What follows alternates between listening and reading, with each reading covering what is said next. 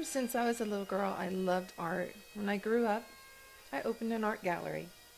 Not only did I learn to run the business, I had to learn how to frame pictures. I learned the world of interior design, the only online school and distance learning course I've ever completed. I enjoyed it. I used this knowledge consulting clients at my art gallery.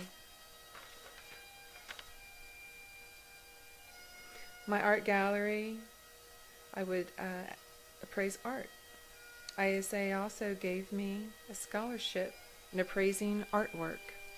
I specialized in two-dimensional work. After I closed my gallery, and giving it 4 years before it started eating into my personal finances, I earned a real estate broker license in North Carolina, also a real estate license in Illinois. I've always wanted to write a novel, publish some type of written work, so I completed a certificate in creative writing at Duke University. I've taken many golf lessons, but I taught myself self-patience. We only ski once a year, so I need to take a ski lesson to learn all over again every time. It comes back rather effortlessly, luckily. I once free fell at 13.5, and I was required to take this 6-hour training on how to jump off of the airplane, only to be under canopy for 3 to 4 minutes before landing on the ground. I don't think I want to do it again. In 1997, I took a motorcycle safety class at Central Community College, and I had my motorcycle license for about 10 years. I don't have it anymore. Once, when we dove over 100 feet below in Florida, there was a 6-foot barracuda that must have liked my fluorescent pink flippers because it followed me around the whole time. The thing is that I didn't know about it until I got back on the boat. And so growing up in Florida, I've learned many things. I learned how to fish with a pole and a net, swim, dive, canoe, tube, jet ski. I never learned to water ski. I would just sink to the bottom like a brick. I've learned much through my world travels. I've been to some beautiful islands like Bermuda, the Caymans, Nevis, all the Western Antilles, Jamaica.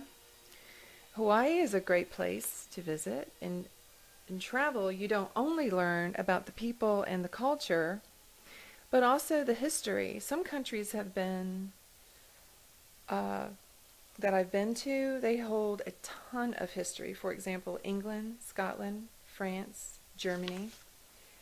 I visited Scotland solo in 2000 for 2 reasons. First, to see where my ancestry came from. The second, to see firsthand some of the golf courses that were portrayed in the paintings I sold at the golf gallery I was directing at the time. My formal education included a BA from St. Andrew's Presbyterian, where I majored in art.